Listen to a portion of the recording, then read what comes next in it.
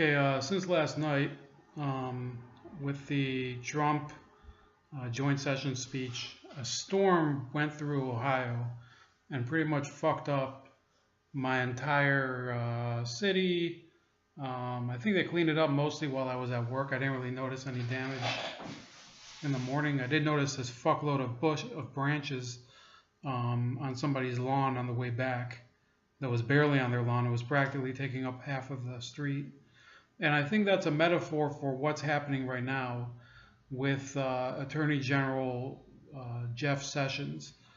This is, of all the Trump cabinet picks and close advisors, except for perhaps Steve Bannon, this is the one that they've been gunning for with like the biggest hard on. They really hate him.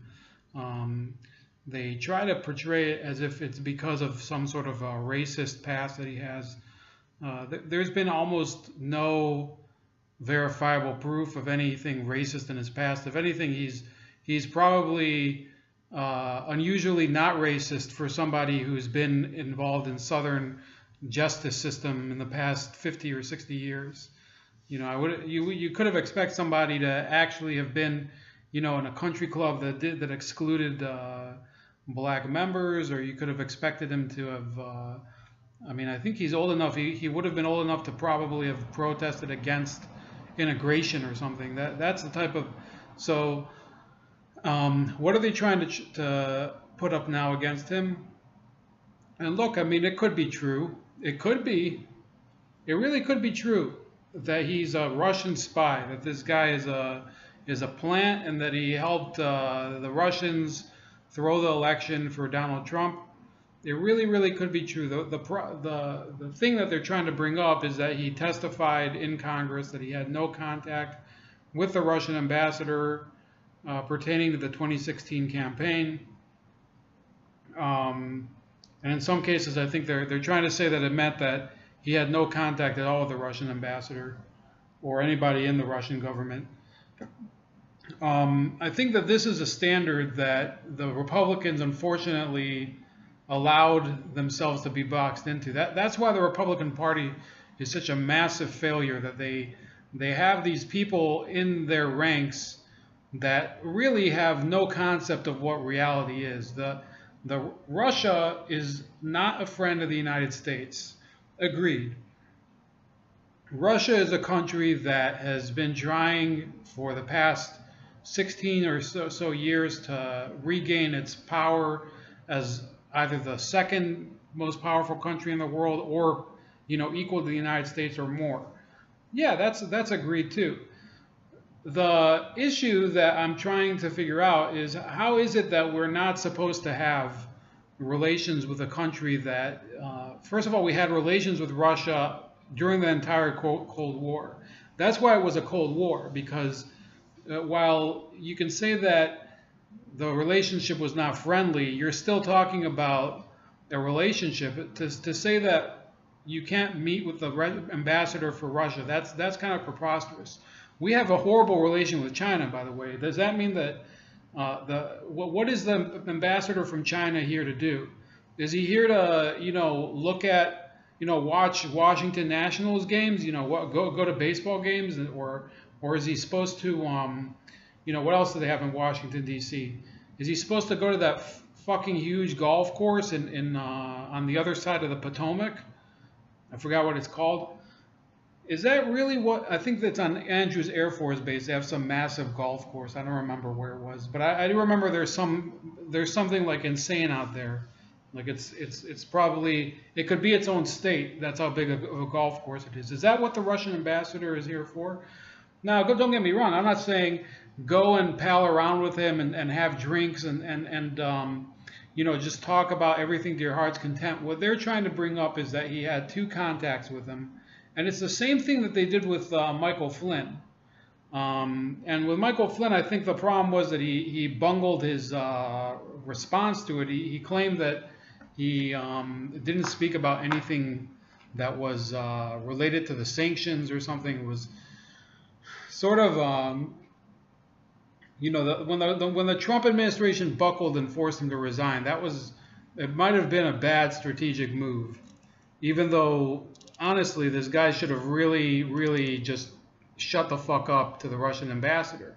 Now with Sessions, it's a different matter because, and this is why it's a very simple reason why it's a different matter. General Michael Flynn, during the transition period, had no official capacity. He was technically, it would be as if I was, me as an individual, I was to go and meet somebody and discuss matters of national security with somebody from Russia. And no, you're not allowed to just and then get the nod to be the national security advisor. Now, that would end up being a reason to screen you and kick you out of that position, or in that case, deny you that position. With Jeff Sessions, it's a little different. As a sitting U.S. senator, you have to have contact with people from foreign governments. It's almost as if, first of all, one of the meetings took place at a conference, the Heritage Foundation Conference, which is in Washington, D.C. So that's an event that's open to the public, or at least it's open by invitation, so as far as I know. So if the Russian ambassador was invited, or if he contacted somebody and got an invitation, there's nothing illegal about that. The other issue is that he apparently spoke to Sessions among other ambassadors from other countries. So this wasn't a private meeting. And the discussion that was at hand, who's to say?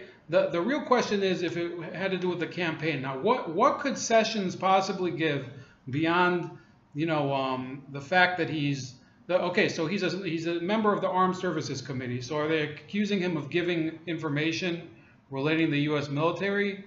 I haven't heard that yet. The other thing that he could be giving the Russians is information about what? About, anything related to Alabama. It could be everything, it could be nothing, but they're not saying what he talked to him about. The second meeting was over the phone. That's another issue. Why is it another issue? Because the phone, you would have to have either Sessions calling the ambassador or vice versa. Now, if he takes a phone call from the ambassador of Russia, is he supposed to just say, yeah, you know what, I'm not allowed to talk to you. I'm affiliated with the campaign. It doesn't work that way, because as an official at the Senate, in the Senate, he has the ability, he has the official capacity to speak with people that are affiliated with foreign governments, including ambassadors for foreign governments. Now, if he had been a lobbyist, let's say it would have been Newt Gingrich. Newt Gingrich was a surrogate for the Trump campaign, but he doesn't have an official position. Then he would have appointed Newt Gingrich to be something like, chief of staff, or he would have appointed him to be any one of the, it doesn't matter which position, but let's say he would have appointed him Secretary of Defense or Secretary of Homeland Security. If he would have appointed Newt Gingrich or Rudy Giuliani, one of those guys to be, and those guys don't have an official capacity, then this would have been a massive breach of security, and they would have had to doubtless fire him. It would have, or at least it would have been the same level of the Michael Flynn issue. But when you're a senator, especially a sitting senator, there's almost nothing that you could. Well, what are they supposed to say? We don't meet with foreign officials either. Just Sunday, and I'm going to talk about that in a video I'm going to make right after this one. This Sunday, the Senator Bernie Sanders said that he was meeting with all these lawmakers from Israel that are progressive and whatever. Well, what are they supposed to say now? Are they supposed to say, no, don't meet with those people? Aren't they manipulating the election or something?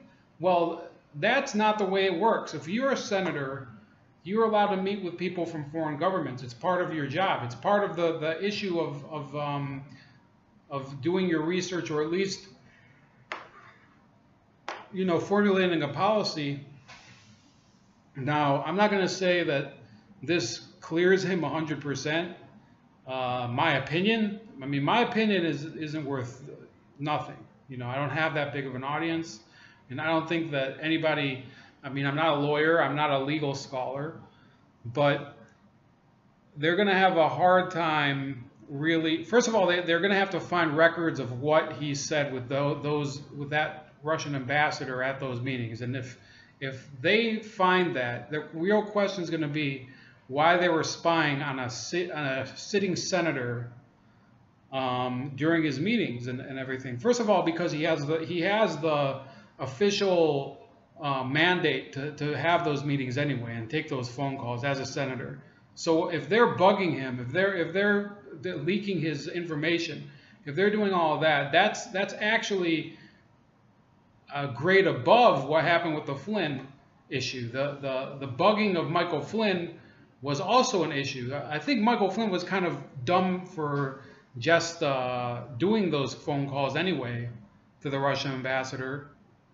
But you know, the real question is why are you tapping the phone of somebody who is he's going to be the next national security advisor? That's a real question. Anyway, we'll see what happens. I kind of didn't think Sessions was the best choice to be Attorney General. I thought that the best person, being completely honest, would have been either Preet Bharara, who was a prosecutor from New York, or there's Trey Gowdy, who's a U.S. House member from South Carolina. Either of those guys would have been. Attorney General Sessions, I think, got the nod as a senator because he was one of the earliest and most hardcore supporters of Trump because he's such an opponent of illegal immigration. And the same can't be said of the other people. But if he falls, this domino effect is going to be really a problem. I think that Trump that's why I'm saying that Trump can't be the person who responds. I think it really has to be Sessions. He has to go out there and actually address the members of the Senate and I think he could probably bring up that many of them meet with foreign leaders too. It's almost the height of nitpicking that they're going to bring up a meeting that he's had with an ambassador, at least without the contents being revealed. Now, they did ask a question, and they're saying, oh, this is him lying under oath. They didn't meet the Russian ambassador. The only question I've seen that's been spelled out, and I could be wrong, was asking whether these meetings had to do with the campaign. And if he's able to say, well, this didn't have anything to do with the campaign, and then it's on their ass. The onus is then on them to prove that his meetings did have to do with the presidential campaign. And what are they supposed to do then? If they have a leaked source, somebody who recorded those meetings or something, that kind of raises more questions. It kind of it begs a question: have they been spying on the Trump campaign the whole time? Does this mean that the United States intelligence community was spying on one of its own presidential candidates? I mean, that's a question just as big as what are they going to reveal that they talked about? That's question A, and then question B is who's discovering this? Who's leaking it out? Because if the U.S. intelligence community is spying on people that are appointees of the president, if they're spying on people due to political reasons, then it's almost a worse situation than we could ever imagine. And we're going to be facing a sort of fight between the elected government and the shadow government, the one that's not a joke, not the Twitter joke that the Democrats are coming up with, the shadow party or whatever they're calling it, shadowing Trump.